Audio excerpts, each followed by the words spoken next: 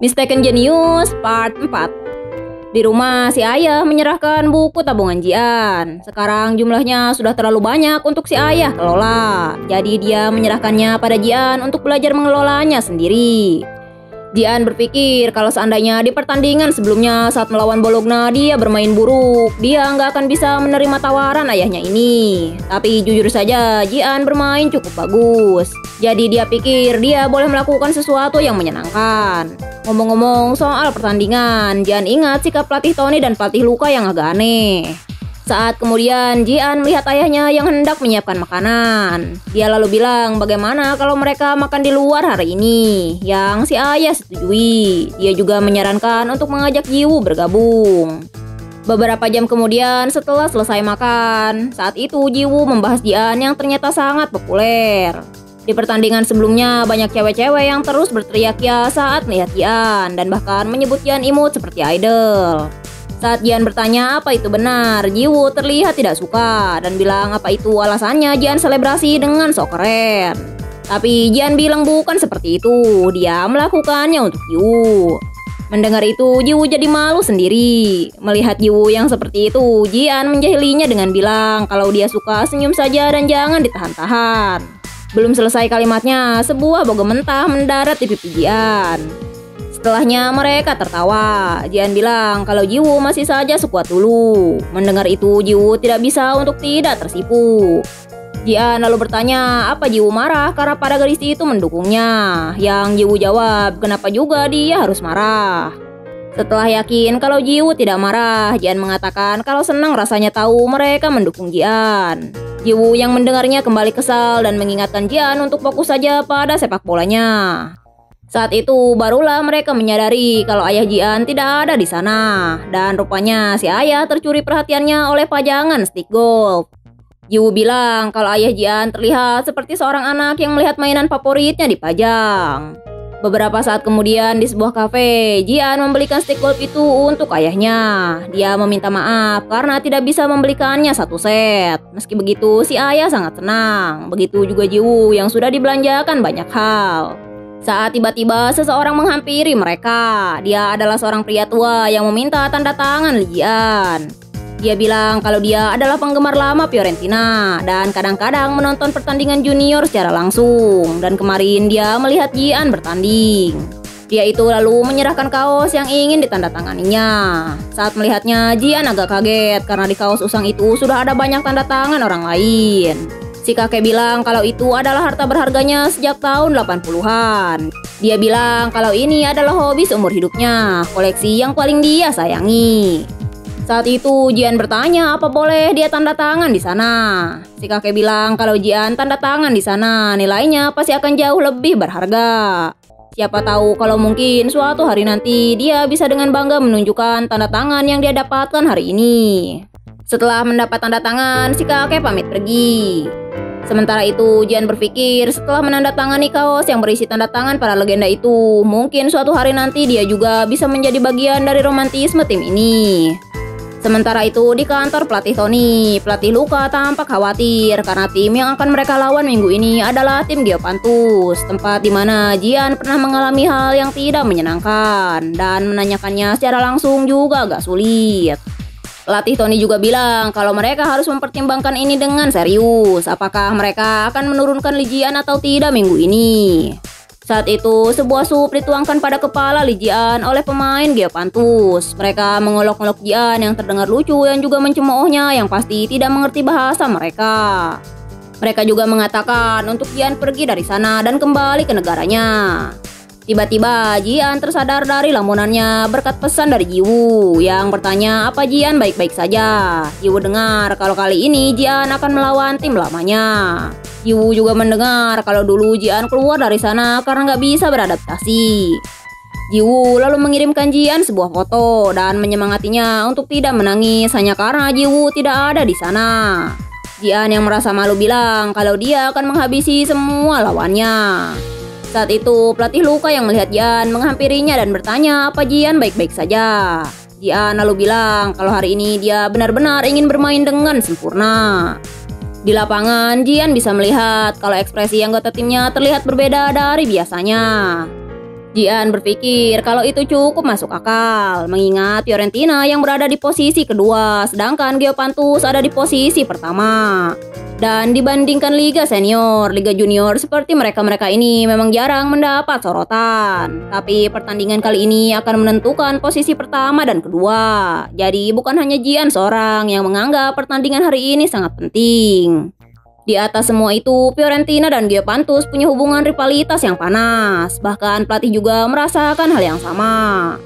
Saat tiba-tiba terdengar seseorang yang memanggil nama Li Jian dan bilang kalau dia ini adalah pengecut yang kabur karena ketakutan. Jian tidak pernah melupakan pemilik suara ini. Dia adalah Jerome, pelaku dari bullying saat di Geopantus. Jerome bilang kalau dia nggak menyangka akan melihat Jian lagi di lapangan. Dia pikir Jian sudah nggak akan bermain sepak bola lagi. Jerome juga nggak paham kenapa pelatih tim ini mau menerima orang seperti Jian. Dan dari semua tim, kenapa Jian malah masuk ke tim rendahan seperti Fiorentina. Jian mencoba menahan dirinya dan berpikir kalau hasilnya akan ditentukan di lapangan. Saat Jerome bilang kalau dia nggak akan memakan Jian hidup-hidup, tiba-tiba sebuah bola mengenai kepala Jerome dari belakang. Jerome berbalik dengan marah dan bertanya siapa orang yang melakukan hal ini. Saat itu, kapten tim Fiorentina meminta maaf dan bilang niatnya dia mau mengoper bolanya pada Jian. Si kapten lalu mengomentari kalau refleks Jerome tidak sebagus yang dia kira, padahal tadi tendangannya cukup pelan. Kalau itu Jian, dia pasti akan menerima bolanya dengan halus dan lembut. Setelah mengatakan semua itu, si kapten merangkul Jian dan berjalan pergi sambil bilang kalau waktu pertandingan hampir dimulai. Melihat itu, Jerome hanya bisa menahan dirinya, tapi dia bertekad kalau nanti dia akan mematahkan kaki orang itu saat pertandingan dimulai. Di sisi lain, si kapten Fiorentina bertanya apa Jian baik-baik saja, yang Jian iyakan.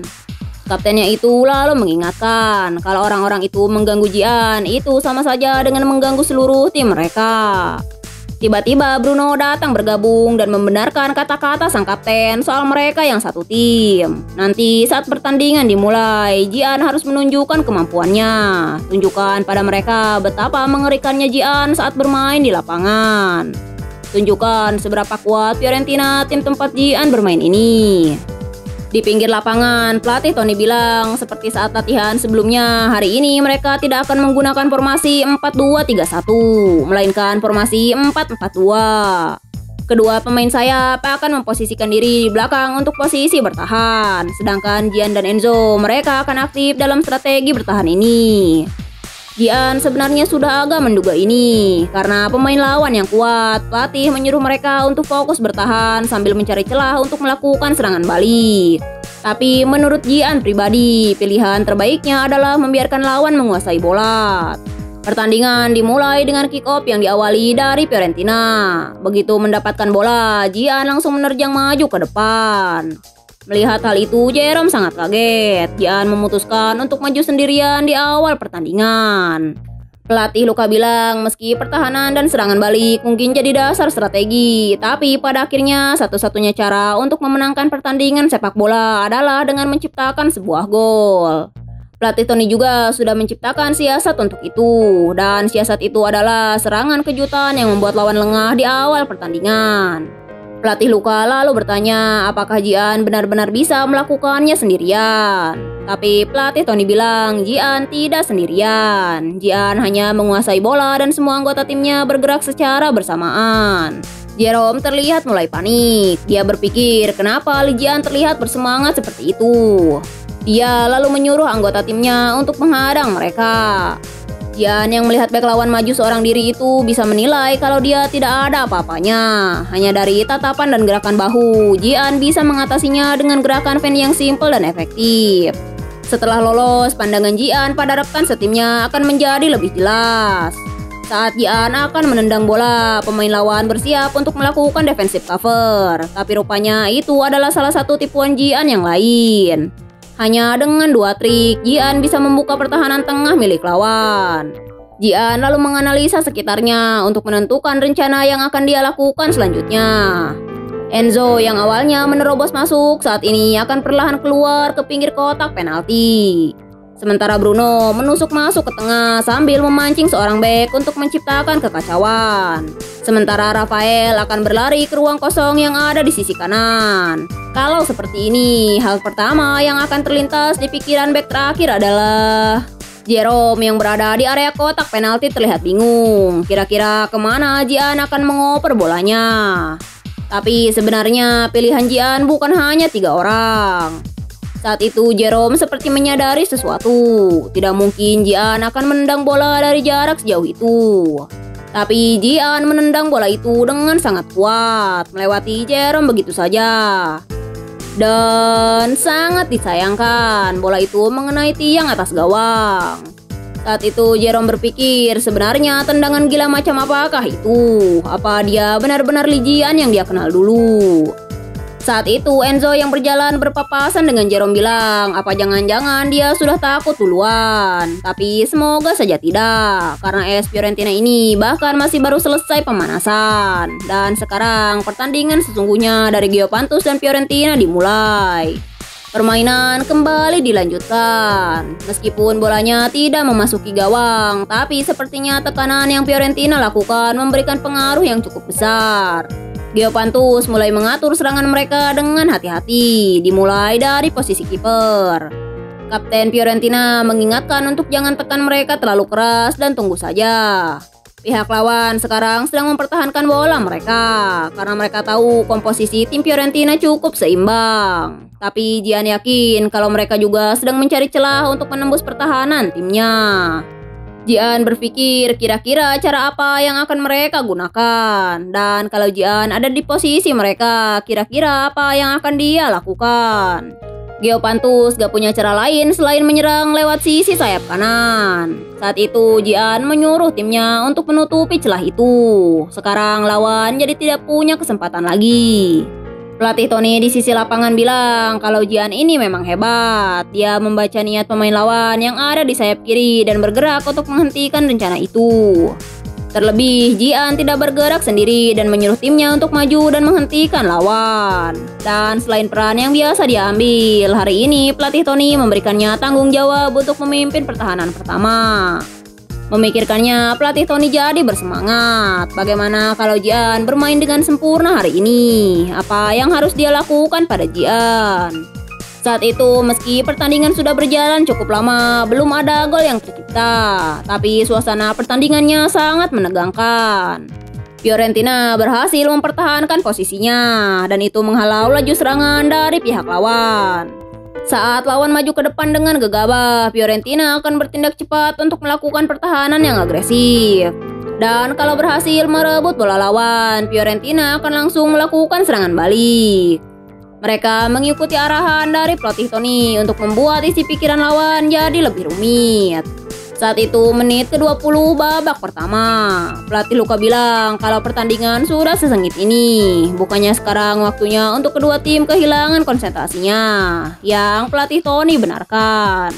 Buktinya sekarang para pemain Geopantus mengatur aliran bolanya secara gegabah di posisi yang cukup tinggi. Mereka pikir kalau rencana itu berhasil dilancarkan. Tapi mereka nggak sadar betapa berbahayanya permainan itu. Jian di lapangan berpikir kalau sekarang sudah saatnya untuk timnya mengubah tempo. Saat itu lawan yang sudah lengah bilang sampai kapan Fiorentina akan bertahan sambil melakukan passing. Jerome yang melihatnya juga mengatai rekannya, umpan samping lemah macam apakah itu? Dan itu adalah celah yang Jian sudah tunggu-tunggu. Dia langsung melesat mengejar bola itu. Jerome mencoba menenangkan timnya dan bilang kalau tekanan lawan hanya bekerja kalau mereka bergerak bersamaan. Tapi kalau bergerak sendirian. Belum selesai kalimatnya, kapten tim Fiorentina menyuruh rekannya untuk maju juga. Pemain Geopantus semuanya terkejut melihat hal itu. Padahal sebelumnya mereka semua hanya diam dan bertahan. Tapi saat Li Jian maju, mereka semua juga ikut maju. Jerome berpikir apa jangan-jangan Li Jian adalah inti dari tim Fiorentina. Saat itu Jian menyuruh rekannya untuk menaikkan garis pertahanan mereka. Saat Jian akan memotong umpan samping itu, dia sedikit terlambat dan bola sudah dikuasai oleh lawan. Itu benar-benar hampir saja berhasil, tapi tentu saja ini belum berakhir. Pemain Geopantus itu lalu mengoper bolanya ke belakang. Dan karena sejak tadi mereka fokus menyerang, sudah bisa dipastikan posisi belakang tim mereka punya banyak celah. Jian tidak menyerah dan terus maju. Sementara pemain Geopantus terus mengoper bola ke belakang dan makin ke belakang sampai ke garis pertahanan terakhir.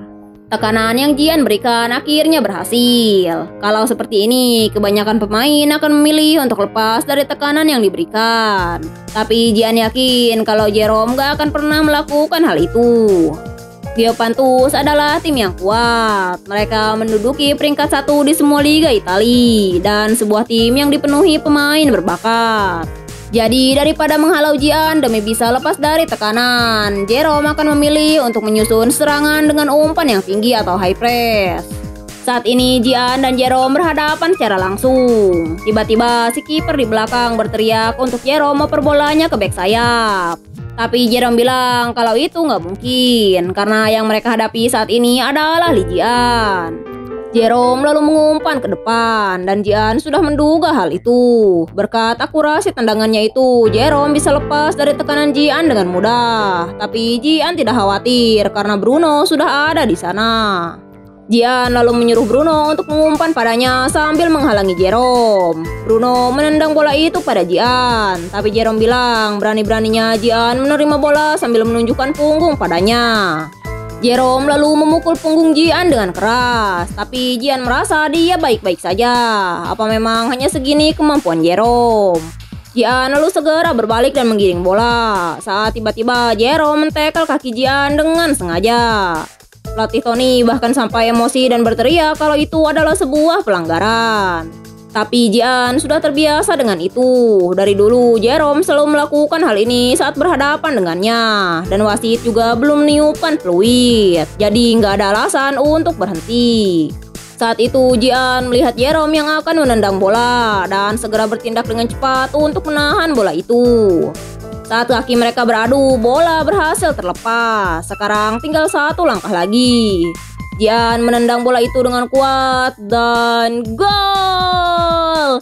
Jian dan rekan-rekannya bersorak atas keberhasilan gol pertamanya itu di menit ke-25 babak pertama.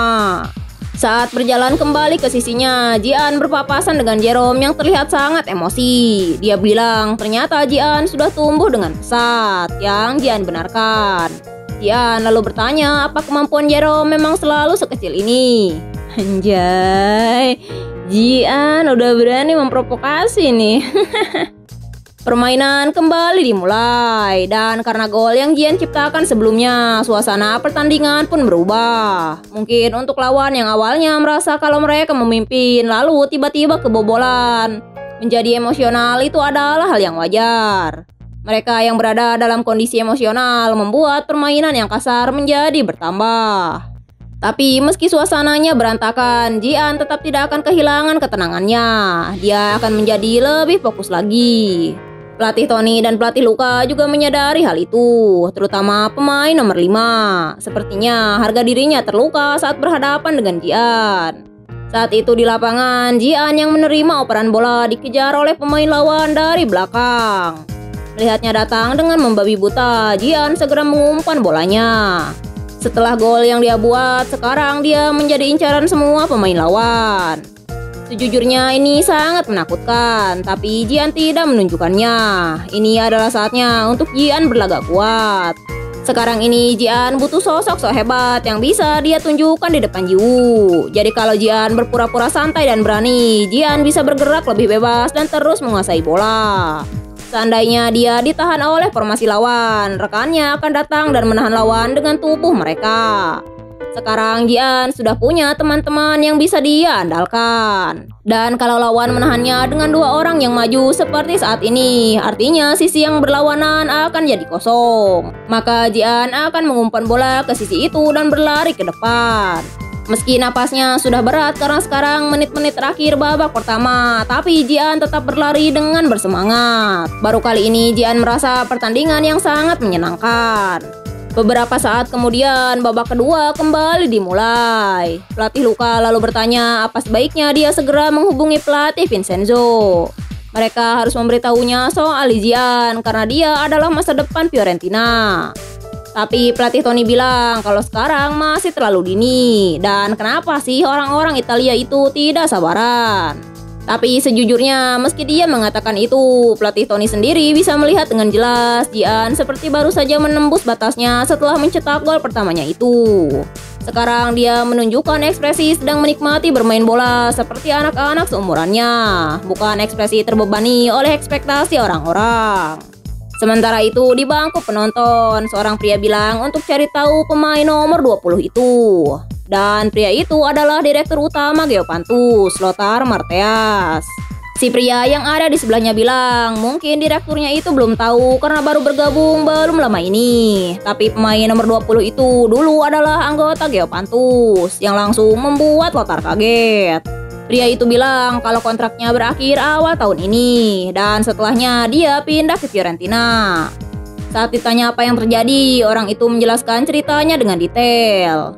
Setelah mendengarnya, Lothar berpikir kalau dia tahu saat itu situasi Geopantus sedang kacau, tapi dia tidak menyangka kalau sudah sekacau ini.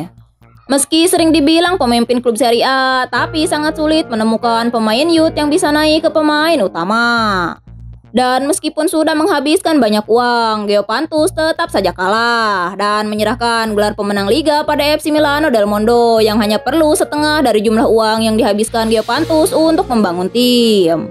Ternyata musim ini juga diawali dengan sangat buruk. Geopantus sampai berusaha merekrut dirinya yang berasal dari Jerman. Tapi orang-orang itu, apa mereka benar-benar sebodoh ini? Bisa-bisanya melepaskan bakat sehebat itu begitu saja. Lothar lalu bilang kalau seorang pemain tidak bisa menyesuaikan diri, harusnya tim membantunya menyesuaikan dirinya sebisa mungkin. Sekarang di lapangan itu hanya karena satu orang pemain Fiorentina, pemain mereka tidak bisa melakukan apa-apa. Kemampuan pemain itu bahkan sudah jauh melebihi tingkat U17. Apa direktur Serie A semuanya tidak punya mata? Seandainya saja dia datang 1 tahun lebih cepat, masa depan Geopantus pasti berbeda. Lothar lalu bangkit tiba-tiba dan bilang kalau timnya itu harus dibedah ulang besar-besaran. Dia juga akan menyapu bersih para direktur yang ada di sana pada saat itu. Sementara itu di lapangan sudah babak kedua menit 20. Gian yang gak pernah bermain secara full time sebelumnya, kini kakinya mulai gemetaran di babak kedua. Pelatih juga sudah berkali-kali mengisyaratkan apa Gian ingin melakukan pergantian pemain. Tapi hari ini Gian sangat ingin bermain sampai akhir. Dia tidak ingin meninggalkan penyesalan apapun. Dan melihat wajah lawan yang kesal karena pertandingan gak berjalan sesuai keinginan mereka, itu sedikit menyemangatinya. Pada menit-menit terakhir ini, Gian sudah mulai mencapai batasnya. Dan jujur saja, Gian bisa bertahan sejauh ini karena terus memikirkan Kim Ji-woo. Seharusnya saat itu Gian menghapus pesan yang dia kirim pada Ji-woo soal akan menghabisi semua lawannya hari ini. Tapi karena sudah terlanjur mengatakannya, Gian akan berlari sekeras mungkin dan berdiri dengan bangga di depan Ji-woo. Dan pada akhirnya pertandingan berakhir dengan skor final 0-1 antara Geopantus versus Fiorentina. Gian sungguh tidak menyangka kalau mereka bisa menang melawan tim Geopantus itu. Dia lalu berlari dan memeluk pelatih Luka dengan sangat bahagia. Malamnya di perjalanan dalam bus Fiorentina, pelatih Tony mengirim sebuah pesan pada seseorang dan bilang kalau orang itu pasti akan berterima kasih padanya. Dan orang yang dikirimi pesan itu adalah pelatih tim utama FC Fiorentina, Vincenzo Italianya. Sementara itu, keesokan harinya di kamar Kim Ji-woo, dia mengeluh karena Gian yang tidak juga menghubunginya, bahkan setelah selesai bertanding. Dan hari ini juga harusnya dia berlatih, tapi kenapa dia masih tidak menghubungi?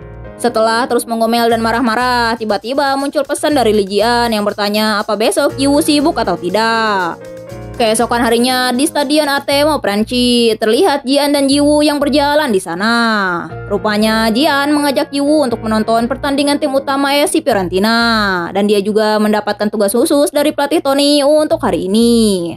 Sehari sebelumnya di kantor pelatih Tony, dia mengatakan untuk besok Lee Gian tidak usah datang latihan dan menyuruhnya untuk pergi menonton satu pertandingan yang dia suruh. Saat Gian mengatakan kalau dia masih bisa berlatih, pelatih Tony menyuruhnya untuk menurut saja dan tonton pertandingan itu sekalian Gian istirahat 1 hari. Dan karena itu adalah pertandingan Coppa Italiano, Gian pasti akan melihat wajah yang dikenalinya. Pelatih Tony juga memberikan Jian sebuah tugas. Itu adalah untuk Jian memberikan penilaian dan kesannya sendiri saat melihat pertandingan besok. Setelahnya, pelatih Tony memberikan 2 lembar tiket dan menyuruh Jian untuk menonton bersama pacarnya. Melihat Jian yang kaget, pelatih Tony bilang kalau dia mendengar itu dari pelatih Luka soal Jian yang membelikan pacarnya makan dengan gaji pertamanya. Meski begitu, Jian membantah kalau itu bukan pacar dan hanya temannya, yang pelatih Tony iakan dengan tidak percaya. Kembali ke saat ini, Jiwoo memanggil Jian dan bilang kalau mau masuk mereka harus antri setidaknya selama 30 menit. Jadi kenapa Jian mengajaknya datang terlalu sore? Bukankah pertandingannya dimulai jam 5? Tapi Jian tidak panik dan menuntun Jiwoo untuk mengikutinya.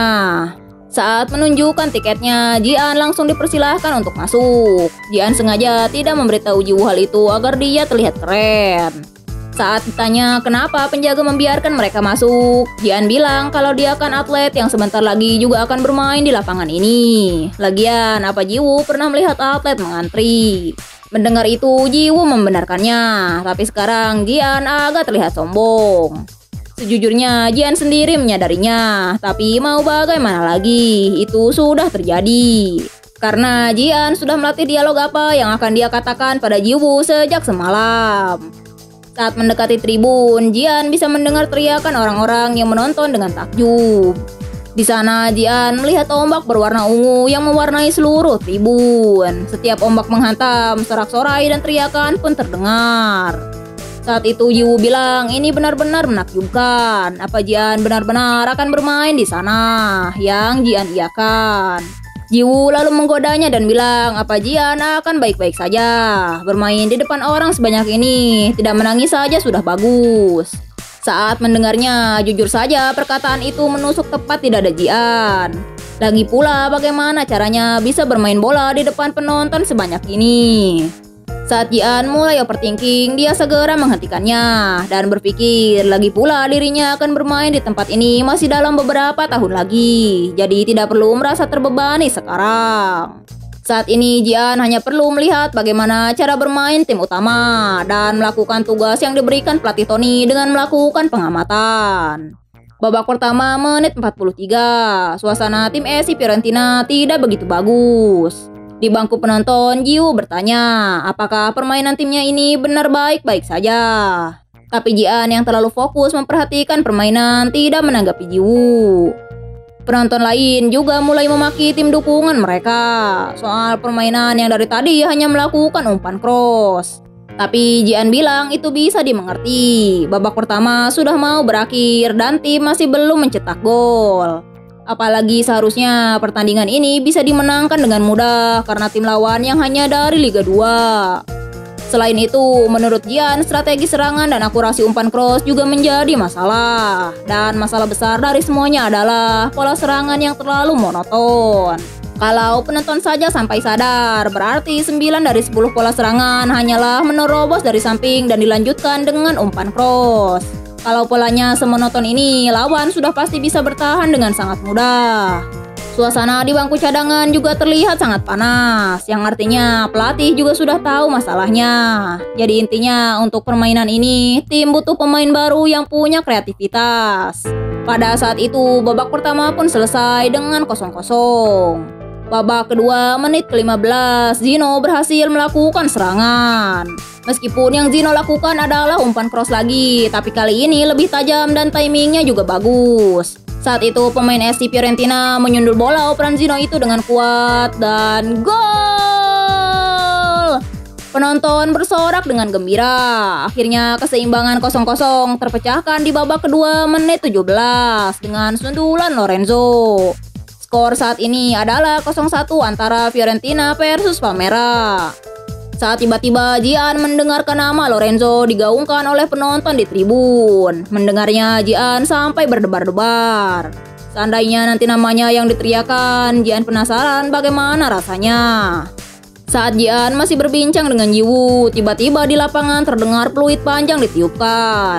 Saat itu Zino sudah terjatuh di lapangan karena serangan lawan. Tapi sepertinya Zino baik-baik saja. Jian tahu kalau Zino itu pemain yang hebat. Dia bisa bermain di tim utama hanya setelah 1 bulan bergabung. Itu benar-benar luar biasa. Saat itu Jiwoo yang tahu kalau Zino 1 tahun lebih tua dari Jian bilang, apa artinya dia super jenius. Bedanya dengan Jian hanya 1 tahun, tapi sudah bermain di tim utama. Bukankah itu artinya dia lebih jenius dari Jian? Tapi Jian yang tidak mau kalah bilang kalau itu belum tentu, karena 1 tahun lagi tidak ada yang tahu Jian akan bermain di mana. Saat itu di lapangan, berkat pelanggaran sebelumnya yang terjadi pada Zino, tim SC Fiorentina mendapatkan tendangan bebas yang dilakukan oleh pemain nomor 10. Meski bola itu berhasil melewati penghalang, sayangnya itu hanya berakhir mengenai tiang gawang. Tapi rupanya itu belum berakhir. Lorenzo muncul di sana dan kembali menyundul bola itu dan gol! Gol kedua untuk tim Fiorentina kembali tercipta. Setelah selesai menonton pertandingan, Jian mengantar Jiwoo pulang. Saat melihat punggung Jian yang berjalan menjauh, entah kenapa Jiwoo merasa kalau itu jadi terlihat bisa diandalkan. Saat tiba-tiba Jiwoo berteriak memanggil Jian dan bilang kalau hari ini dia sangat bahagia, yang Jian iakan sambil tersenyum.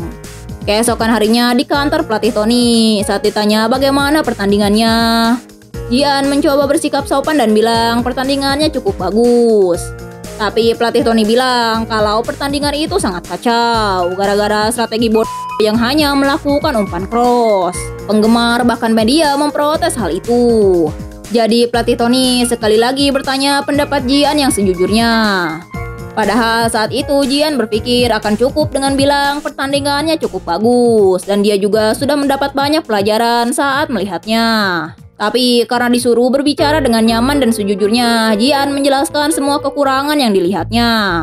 Pelatih Tony tersenyum saat mendengarkan penjelasan Jian dan bilang jadi pada intinya tim saat ini membutuhkan pemain yang mempunyai kreativitas, yang Jian benarkan.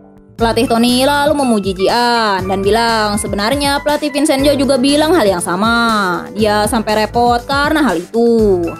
Tapi meskipun sudah tahu apa yang dibutuhkan, pada akhirnya yang memutuskan pertandingan berjalan itu tetaplah pemain.